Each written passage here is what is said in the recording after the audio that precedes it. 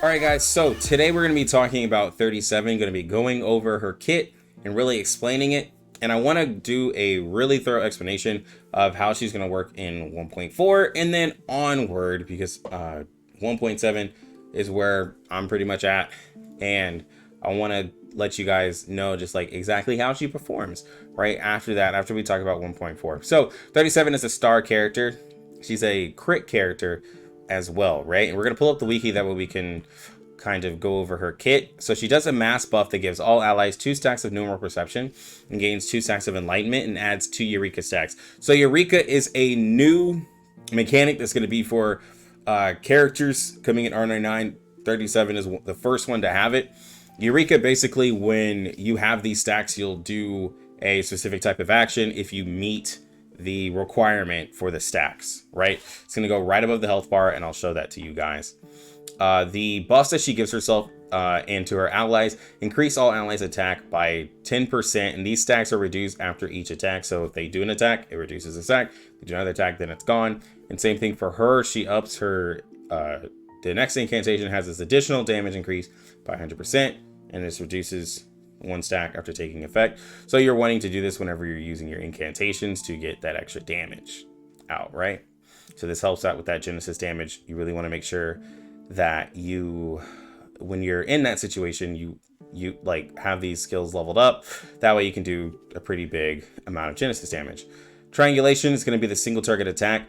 It does mental damage, and then it's followed up by an additional Genesis damage. As you level it up, the mental damage goes up, and then so does the Genesis damage. But as you see, the Eureka stacks do not go up. So if you're wanting to get the extra Eureka stacks, it's going to be better, of course, to spam the level 1s. And then after you ult, you want to try to get to a level 3, but that's depending on how you guys play. Just know that the amount of Eureka does not go up depending on the level of the skill. So depending on your portraits, depending on your team, depends on how you want to play the character and how you're going to use her incantations. And it's going to be the same thing for curve mapping when it comes to the stack of sturdiness or the Eureka. It does not matter what level you have, you will always get a stack of 1 stack of Eureka, but it does up the mental damage as you do and the Genesis damage you do. So I really wanted to make sure I said that. Insight 1, after using an incantation, gain 1 stack of Eureka. Other allies' follow-up actions also grant a stack of Eureka. When there are 5 stacks, they all get consumed to release supplementary formula. This attack is regarded as a follow-up, but no Eureka stack is gained because it's letting you know that her follow-up attack doesn't help her get Eureka. So follow-up actions is going to be from characters like Black Dwarf, Lilia, and New Babel. Black Dwarf does it after her ult. Lilia does it from her single target skill if she crits, and then Babel, whenever she's taunting and she gets hit, she does a counter attack. That is going to be a follow-up action. Follow-up actions is not like what Balloon Party do or Voyager. Those are just straight up counters, so I shouldn't really have used that with Babel. But those are just straight up counters, and they are not follow-up actions, right? So what the Fool does, that is not a follow-up attack. The only characters in 1.4 who do that is going to be, like I said, Black Dwarf, Babel, and Lilia, right? Insight 2 is going to give her extra crit damage, and then Insight 3 is going to give you crit rate when you enter battle. And this is going to be added when you are in battle, this extra crit rate. So you won't see this when you're just looking at her, but when you get in battle, just know that you get an extra 20%. And then Genesis damage of all incantations from the caster can cause critical hits, but also the follow-up attack is going to be able to crit the Genesis damage as well. This is a very strong part of her kit. You want to make sure that you have her Insight 3. Being able to crit Genesis damage is huge in her getting extra crit rate. So if you're wondering, do I need to Insight 3 her? Yes, you need to Insight 3 her. It is important and is imperative that you do that for her. Okay, guys? All right, so the portrays, I'm just going to explain these portrays real quick. Insight 1, it ups the crit rate to 40%, so you'll get extra 40% when you enter battle. And then Insight 2 is going to up the amount of damage your follow-up attack does. Now, I know you guys heard a lot of people say that, yo, you need to get P2 to make her good. Look, the character is fine for what she does with Genesis damage at P0. Now, I will say with Portrays, it does make her better for her follow-up attack, and all of these Portrays help her follow-up attack, okay? In terms of numbers, for the numbers people, they really like her because she goes up just She just goes up with every portrait. Now, I personally have P3. The reason why I like P3 because it ups the amount of Eureka that she gets when she ults, because I like to maximize on the follow-up attack. Just know that with P2, yes, it ups the damage of your follow-up attack, doesn't up the amount of Eureka that you get. So you still have to make sure that you want to have the proper teammates with her so you can do a follow-up attack, or you're going to have to focus on using a lot of AP with her. That way she can do the follow-up attack to make this P2 worth it, right? So you're still like P0 and P2 are still going to play the exact same way. With P3, you have a little bit more of ease without needing like a Lily or a Babel to be able to get this off, because you get that extra level of Eureka. And then of course, like for me, I've just been using 37 a lot, so I can make sure to maximize on that Eureka game. But I'll show you that in the showcase portion of the video. But that's her Portrays. Now her Psychubes. Let's really talk about her Psychubes. So the Psychubes that you'll be able to use with her is Silent and Adoring. Now, Silent and Adoring, the wearer's actions gain 12% damage dealt. The wearer's extra action Genesis damage is increased by 10%, and if you max it out, you get up to 50%. This is for the follow-up attack. This does not up the damage of your skills. It's extra action. So the extra action is a follow-up. It's not the extra damage portion of your skills. You get attack percent. So you really want to make sure that you maximize the damage of this. And I know a lot of you guys have heard about Long Night Talk, and this is the one that comes in 1.5, the patch right after. Is this going to be good for 37? Now the incantation might is going to be really good for the incantation damage, and the amplification. Whenever you have 2 or more positive statuses, you get 8% extra damage, and then if you use a buff incantation, your attack is increased. 37 can use this. The problem is that to max this out, you have to use your ult 5 times. So outside of a raid, it's not going to be the best. So Silent and Adoring for most situations are going to be good for her. If you're doing a raid, then Long Night Talk. But this is Spad the Diaz anyways, so you know that's a whole nother conversation. But Silent and Adoring is going to be really good for her. If you can't increase Silent and Adoring, or you're wanting to use something else, just know that Brave New World, you might like it because you have the incantation damage after you ult, but she doesn't use ult might. Ult might doesn't help anything in her kit. Hopscotch gives her incantation damage and helps her incantations, but again, the ult damage doesn't help her. His Bound in Duty is always good as a decent stat stick, right? And it gives her extra attack percent. She can't use Luxurious Leisure. She can't really use Karate of the Heart unless you're going to try to find a way to get her a bunch of Moxie, but again, the ult might doesn't help her. If you're just trying to do the crit rate, Thunderous Applause is for single target. That doesn't help her. So again, guys, just slap hers on there. And then if you're trying to do a healer 37, I guess you could try her Second Life, since she does have a mass buff on it, but you know, that just sounds like you're trolling, right? So let's just go ahead and get into what teammates does she want to pair with, right? So for the healer, that's going to be Tooth Fairy.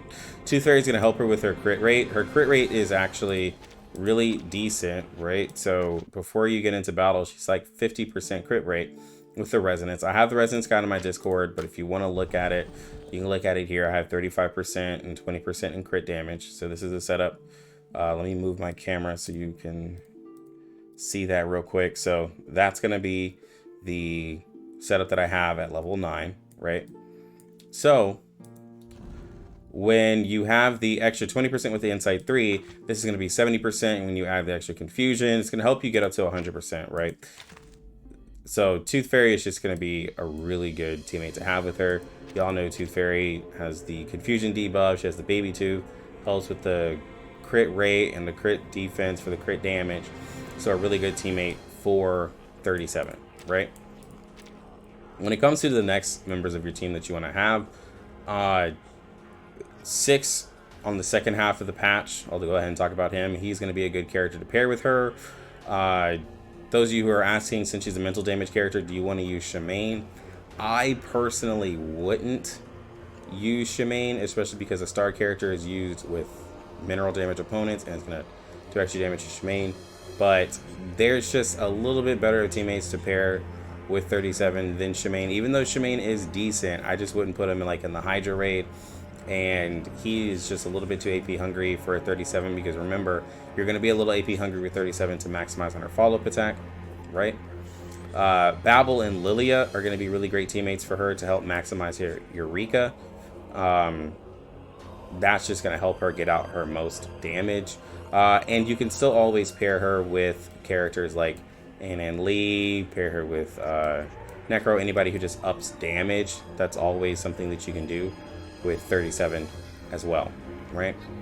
For future teammates, let's just go ahead and talk about it. Ezra's going to be a great character to pair with her.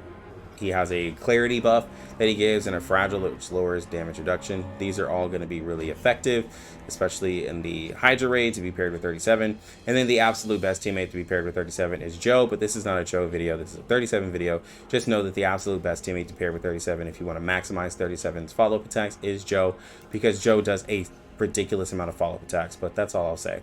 You guys know how she works, right? All right, so we're going to make a little team with her. We're not going to do this whole raid fight, but we'll make a little team with showing the follow-up attacks and how that goes. And we'll have a healer. So we're gonna put Silent Adoring on her. We'll give Babel just a Brave New World.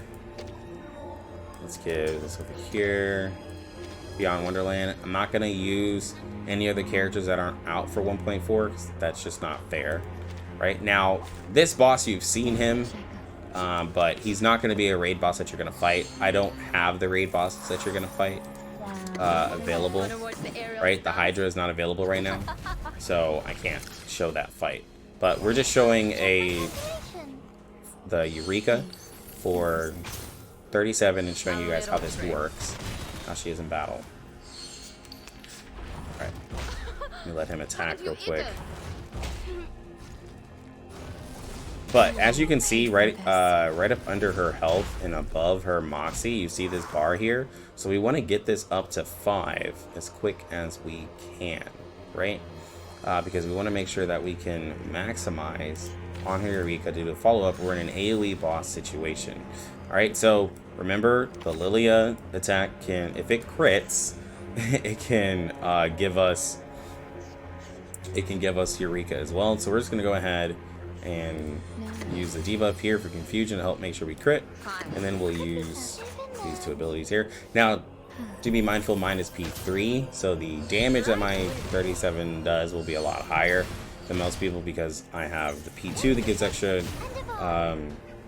follow-up attack damage, the P3 which gives me extra Eureka whenever I ult, and then the P1 which gives me 20% extra crit rate. But you know, before I ult, you can see how quickly we can gain this Eureka if we're using the proper teammates. Now, we're not using Babel yet because we need to build up her Moxie, but we're just mainly trying to show 37.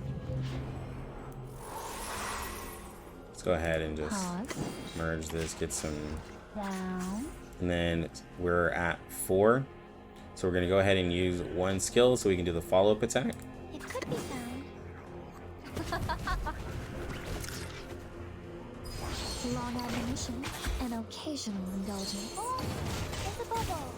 Alright, and then this is the AoE follow-up, and you see that blue portion there? That's the Genesis damage, and it also crits as well. So on lower level enemies, the Genesis damage isn't going to be as crazy. But when you're in a situation like the Hydra raid or anything else like that, it's going to do a lot more Genesis damage when enemies have that damage reduction. All right, so we're going to go ahead and ult. That way we can show the taunt and how it works with 37. And Babel can actually taunt this boss, so I'm not trying to make this a Babel showcase again. But yeah. Now, these two abilities here, if we merge them, we get more mental damage, but we get less Eureka stacks. So do be mindful of that when you're trying to maximize on the Eureka stacks. So since I am trying to maximize on that, I'm not going to combine it, but I'm just going to go ahead and trying to get some damage out. But I just want to show you guys how Babel can help get those Eureka stacks for 37 really quickly. And especially with an enemy that attacks a lot, right? This is going to be pretty crazy. A little trick. Alright, so the enemy's going to attack, and he's going to hit Babel. So do a follow-up attack, and then you see we're going to gain Eureka. So did another one. We're at 3. Did another one. We're at 4. He's going to attack us again. And you can see that like Babel can give her the most Eureka in one turn, guys. Like it is huge. And so now, because I have a Portray, I can go ahead and ult. Right, so we're gonna do this, and then we'll do a skill. But I'll get 4 Eureka on this, and then I'll do an attack, and I'll be able to do a follow-up. So we're doing this, that way we can do the ult. Then you'll see I'll do a follow-up. And so that's just maximizing on the follow-up attack on 37. Also, want to let you guys know a real quick thing. It's going to be hard for me to showcase this, but whenever you're full on Eureka, right? Let's say we're full on Eureka.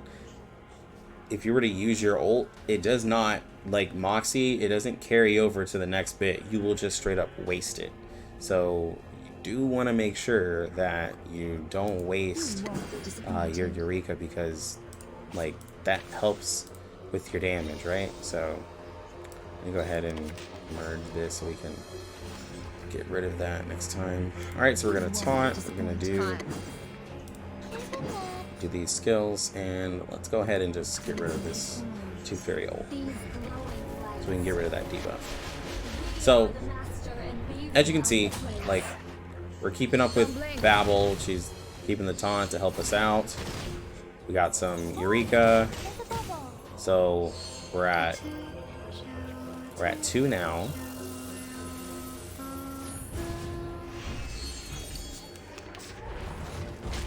She's getting attacked, and you can see this is very consistent. Like I really, I know a lot of people hate Babel out there, but this is just really cool, especially if you're a 37 lover, to be able to get these follow-up attacks, guys. Like this is really nice.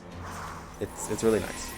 And then now I can ult, give the increased attack to Lilia, and have her ult. So I'll do a follow-up attack, have her ult, and then do a single target attack. And I'll just have Babel grow some a little bit of Moxie. Now again, I have P3, so I get a little bit more Eureka. I mean, 1 more stack of Eureka, but you guys can pretty much still see what it's like to get these follow-up attacks going. Don't blink.